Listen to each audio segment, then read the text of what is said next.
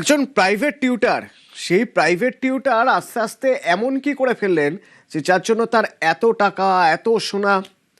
তো টুলু মণ্ডলের এত সম্পত্তি কোথা থেকে কিভাবে, তার জন্য এবার প্রাথমিক খোঁজ খবর শুরু করে দিয়েছে এনফোর্সমেন্ট ডিরেক্টরেট। কি খোঁজ খবর করছে, কোথা থেকে খোঁজ খবর করছে, সরাসরি অনুপ আছে আমার সঙ্গে। আমি একবার অনুপের সঙ্গে কথা বলবো। অনুপ, টুলু মণ্ডলের আত্মীয় অর্থাৎ মিনার, সেই মিনারের বাড়ি থেকে যখন এত টাকা, এত সোনা উদ্ধার হলো, স্বাভাবিকভাবেই মনে করা হচ্ছিল যে তাহলে এই টাকা সোনা কার। এই টাকা সোনা যখন টুলুর বলে মনে করা হচ্ছে এবং টুলুর বিপুল সম্পত্তির কথা জানা যাচ্ছে, তাহলে খুব স্বাভাবিকভাবে এবার এই সম্পত্তি এলো কোথা থেকে, কিভাবে হলো, তা জানতে চাইবে ইডি। তো ইডির প্রক্রিয়া কি, কিভাবে এগোতে চাইছে ইডি?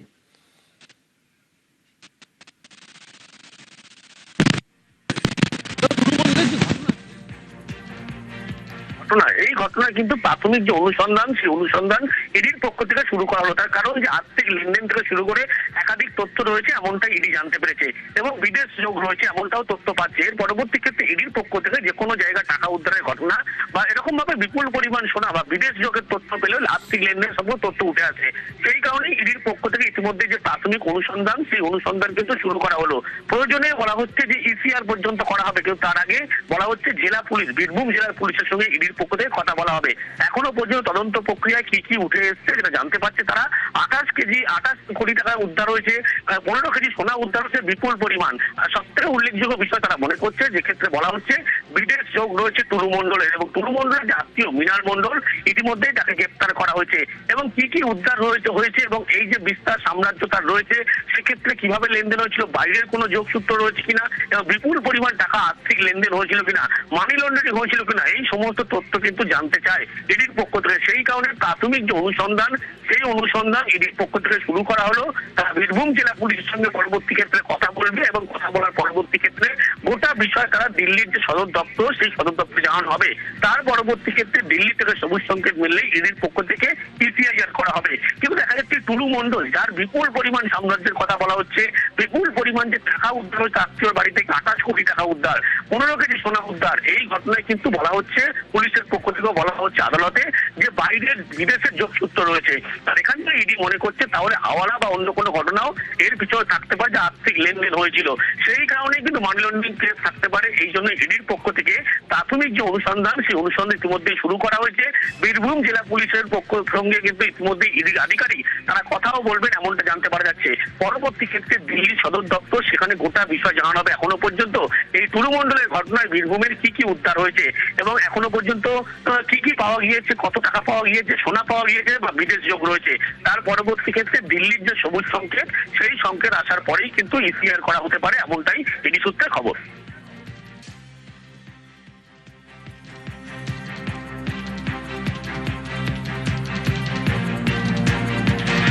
এই যে এত টাকা, এত সোনা টুলু মণ্ডলের এলো কোথা থেকে? এখনো পর্যন্ত যা খবর, তাতে সোনা এসেছে বিদেশ থেকে। বিদেশ থেকে সোনা এসেছে সুইজারল্যান্ড। যে সুইজারল্যান্ডে ভারতীয়রা কালো টাকা রাখে বলে অভিযোগ, সেই সুইজারল্যান্ড থেকে ভারতে কলকাতায় সিউড়িতে সোনা,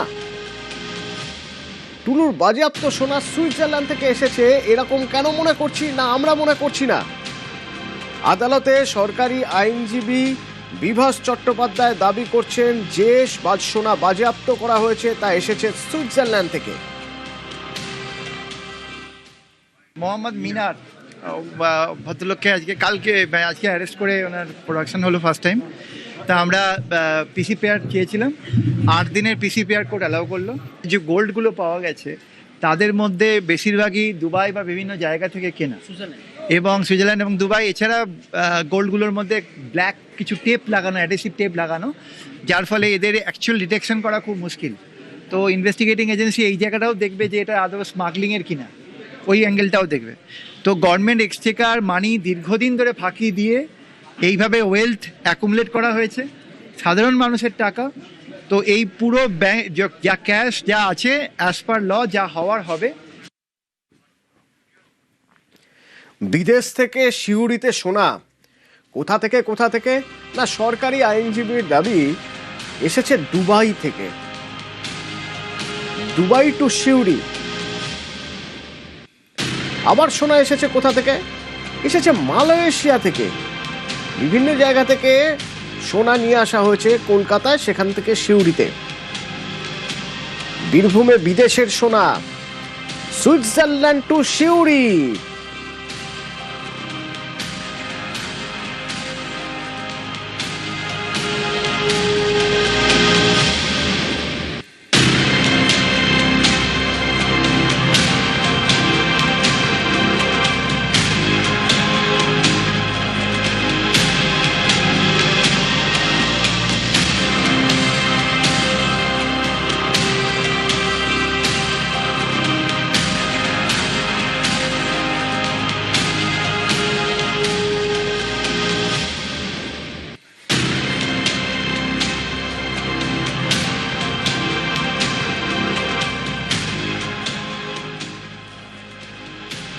এই যে এত সোনা, এই সোনা আসছে কিভাবে? সোনার টাকা কোথায়? টাকা লুকিয়ে আছে বালি আর পাথরে। আসলে এই বালি পাথরের অর্থনীতি এক অন্ধকার অর্থনীতি। সরকার বদলায় আর এই অর্থনীতির রাশ একজনের হাত থেকে আরেকজনের হাতে যায়। যেমন 2011 পরে এই রাশ চলে এসেছিল এই টুলু মণ্ডলদের হাতে, কিন্তু তার আগে বাম আমলেও এই অন্ধকার অর্থনীতি ছিল বীরভূমে, যার রাশ ছিল কমল খানের হাতে।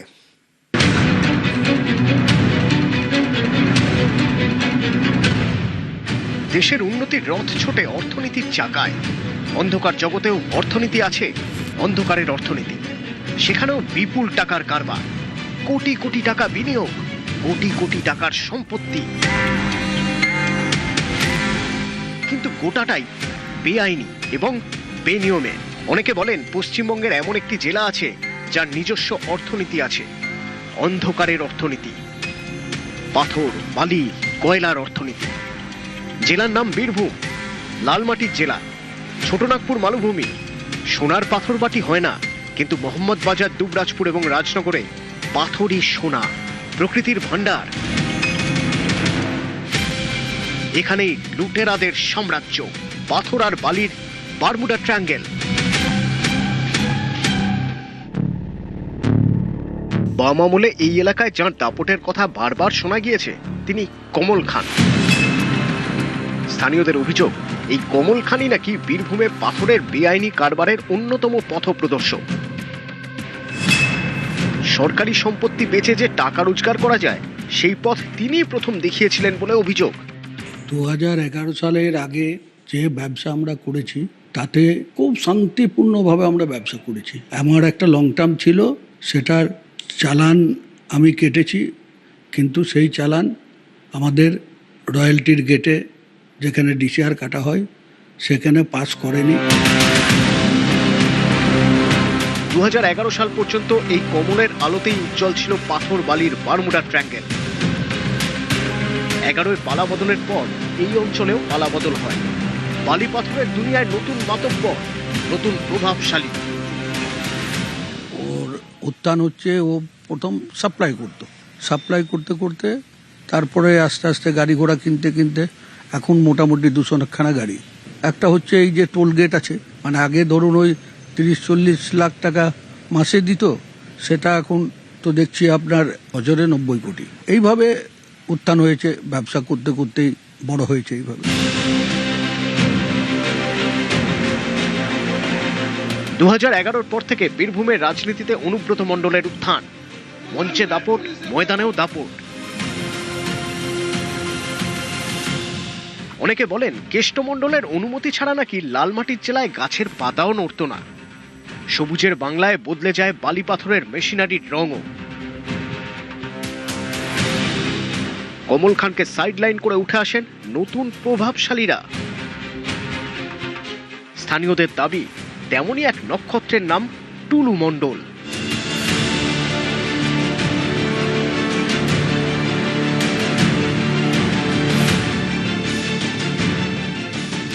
বাড়িতে পড়ানো থেকে বালি মাফিয়া, পাথর সম্রাট।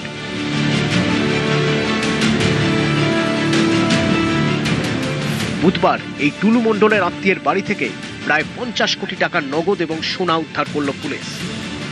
নিউজ 18 বাংলা।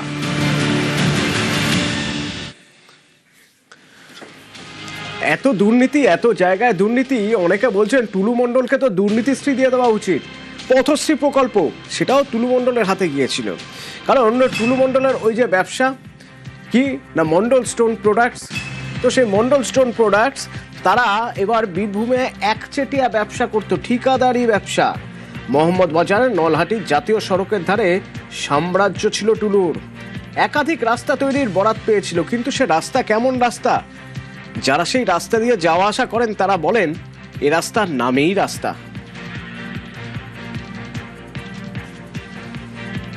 ভোটের আগে 3 মাসের মধ্যে হয়েছে রাস্তাটা টুলু মণ্ডল বানিয়েছে, খোদাইও করেনি, কিছুই না, সব পয়সাটা খেয়ে নিয়েছে। 4 গাড়ি মোড়াম দিয়ে নিয়েছে আর 2 গাড়ি ব্যালেন্স দিয়ে রাস্তাটা করে দিয়ে চলে গেছে। পাকা রাস্তা তো দেখতে পাওয়া যায় না, মাছ চাষ করাও হবে, এমনই অবস্থা রাস্তাটা কোনো মানুষ, ছেলেগুলো যে স্কুল আসবে, স্কুল আসারও কোনো উপায় নেই। কত রাস্তা টুলু বানানোর জন্য দায়িত্ব? আমি স্যার শুনেছিলাম যে 72টা টেন্ডার পেয়েছে, তার মধ্যে ছাই দিয়েছে না সিমেন্ট দিয়েছে বুঝতে পারিনি। এই রাস্তা চলার মতো নয়, মানে রাত্রেবেলা যদি কেউ আসে ও উবুর হয়ে চিত হয়ে পড়ে যাবে। দাঁত বেরিয়ে গিয়েছে, তো সব পাথর বেরিয়ে গিয়েছে। 3 মাস হয়েছে, এখন রাস্তা ফিটিং হয়নি, সাইড দিকে তো এখনো মাটি লাগায়নি। কে বানিয়েছে রাস্তাটা জানেন? টুলু মণ্ডল বানিয়েছে। শুধুমাত্র বালি পাথরের ব্যবসা নয়, টুলু মণ্ডল তার প্রভাব প্রতিপত্তিকে কাজে লাগিয়ে বীরভূমের প্রায় 72টি রাস্তার টেন্ডার পেয়েছিলেন, এমনটাই স্থানীয় সূত্রে দাবি। এবং যে রাস্তা তিনি তৈরি করেছিলেন সেই রাস্তার হাল এতটাই বেহাল যে গত 3 মাসের মধ্যে তা প্রায় কঙ্কালসার হয়ে গিয়েছে। এবং গ্রামের মানুষজন বলছেন, এই যেমন বোর্ডে লেখা, নির্মাণকারী সংস্থার নাম মণ্ডল স্টোন প্রোডাক্ট প্রাইভেট লিমিটেড, যা আসলে টুলু মণ্ডলেরই সংস্থা। তার তৈরি করা এই রাস্তাতে অত্যন্ত খারাপ মানের সামগ্রী ব্যবহার করা হয়েছিল, তার জেরেই রাস্তার এই হাল হয়ে গিয়েছে। এবং গ্রামীণ এই রাস্তাগুলিতে ছোট গাড়ি, টোটো নিয়ে ঢোকার ক্ষেত্রে অসুবিধা তৈরি হচ্ছে, এমনকি রাত বাড়লে দুর্ঘটনাও ঘটার সম্ভাবনা কেউ এড়িয়ে যাচ্ছেন না। ফলে তিনি তার প্রভাব প্রতিপত্তিকে কাজে লাগিয়ে ব্যবসাতে যেভাবে তিনি তার শ্রীবৃদ্ধি ঘটিয়েছিলেন, তাতে তিনি এই রাস্তাগুলো বানাতে শুরু করেন এবং তার হাল এতটাই বেহাল হয়ে পড়েছে। টুলু মণ্ডল শুধু যে বীরভূম বা সিউড়ির মধ্যে সীমাবদ্ধ তা নয়, তার এই কাণ্ড কারবার কলকাতাতেও ছড়িয়ে রয়েছে। যেরকম বলছিলাম যে ভোটের আগে সে নিউ টাউন থেকে টাকা উদ্ধার হয়েছিল, তখন নাম জড়িয়ে পড়েছিল। এবার দেখুন কসবায় অফিস, টুলু মণ্ডলের অফিস কসবায় 9/1B ধর্মতলা রোড ঠিকানায় এই অফিসের রেজিস্ট্রেশন রয়েছে। আমার সঙ্গে প্রীতি আছে সরাসরি, আমরা এই অফিসের খোঁজে গিয়েছিলাম। এই অফিসে গিয়ে প্রীতি কি দেখা গেল, কারা রয়েছে এই অফিসে, কি কাজ হয়? দেখো, তোমাকে কিছু নথি দেখাই, কারণ নথি সবসময় কথা বলে। আমার ভিডিও জার্নালিস্ট মনোজকে বলবো একটু ছবিটা, আমার ফোনের ছবিটা জুম করে দেখাতে, যেখানে দেখা যাচ্ছে যে ক্যাপিটাল, অর্থাৎ শেয়ার ক্যাপিটাল প্রায় 3.5 কোটি টাকা। এবং অ্যাড্রেস দেখা যাচ্ছে এই যে আমি যেখানে দাঁড়িয়ে রয়েছি, 9/1B ধর্মতলা রোড, যা কসবায় অবস্থিত, সেখানে আমার পিছনে যে হলুদ বাড়িটা রয়েছে এটাই কিন্তু সেই অ্যাড্রেস। এবং এখানে এসে যখন আমরা জানতে চাই এখানে যারা থাকেন তাদের কাছে, তাদের বক্তব্য বহু বছর আগে রেজিস্ট্রেশন করা হয়েছিল, তবে এই মুহূর্তে টুলু মণ্ডল বা তার সঙ্গে সঙ্গে অন্যরা কেউ এখানে আসতেন না। তবে এখানে যিনি থাকেন অমিত বসু, তিনি একসময় টুলু মণ্ডলের সঙ্গে পাথরের ব্যবসা করতেন, তবে এই মুহূর্তে তার সঙ্গে যোগাযোগ নেই। তবে বলা চলে যে রেজিস্ট্রেশন সরকারি পোর্টাল হোক বা বেসরকারি পোর্টাল, টুলু মণ্ডল এবং তার কোম্পানি কার্যত বলা চলে দিয়ে রেখেছিল, অর্থাৎ একেবারে মণ্ডল স্টোন প্রাইভেট লিমিটেড এই যে কোম্পানির নাম, তা কিন্তু এই অ্যাড্রেসে এখনো পর্যন্ত রয়েছে। তবে এখানে যারা থাকেন তাদের বক্তব্য, একসময় টুলু মণ্ডলের সঙ্গে পাথরের ব্যবসা করলেও এই মুহূর্তে টুলু মণ্ডলের সঙ্গে যোগ নেই, এবং টুলু মণ্ডলের যে সমস্ত কীর্তি তা কিন্তু তারা জানতে পেরেছে এই মুহূর্তে। কিন্তু প্রীতি, এই যে অমিত বোস যার কথা তুমি বলছো, যিনি ওখানে রয়েছেন, তিনি বলছেন যে এককালে তিনি কাজ করেছেন টুলু মণ্ডলের সঙ্গে, এখন আর কাজ করেন না। কিন্তু তিনি কি জানেন যে টুলু মণ্ডলের অফিসের খোঁজ করতে গেলে এই অফিসের ঠিকানা চলে আসছে, সেক্ষেত্রে তো তার নাম জড়িয়ে পড়ছে। দেখো 8 বছর আগে রেজিস্ট্রেশন হয়েছিল এই বিষয়টা তিনিও স্বীকার করেছেন। তার বক্তব্য টুলু মণ্ডলের যে অফিসের ঠিকানা দেওয়া রয়েছে সরকারি এবং বেসরকারি পোর্টালগুলোতে সেটা তিনি স্বীকার করছেন এবং এই যে প্রথমবার কেউ এসেই টুলু মণ্ডলের অফিসের খোঁজ করলেন এমন নয়, এর আগে বহু মানুষ তারা কিন্তু এই টুলু মণ্ডলের অফিসের খোঁজে এখানে এসেছিলেন। আসার পরে তাদেরকে বলা হয় যে এখানে কোনো অফিস নেই টুলু মণ্ডলের।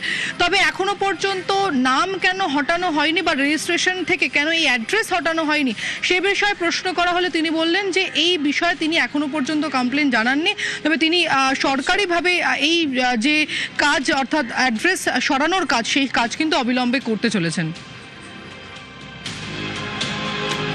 প্রীতি যেমন বলছেন যে অমিত বোস তিনি অফিস পরিচালনা করছেন, তারা দাবি করছেন যে একসময় পাথরের ব্যবসা করতেন, কিন্তু পোর্টালে যে টুলুর নামে যে রেজিস্ট্রেশন রয়েছে টুলু সংস্থার নামে সেই রেজিস্ট্রেশন এই অফিসে। এবার সেক্ষেত্রে অমিত বোস তাকেও কিন্তু অনেক প্রশ্নের মুখে পড়তে হবে।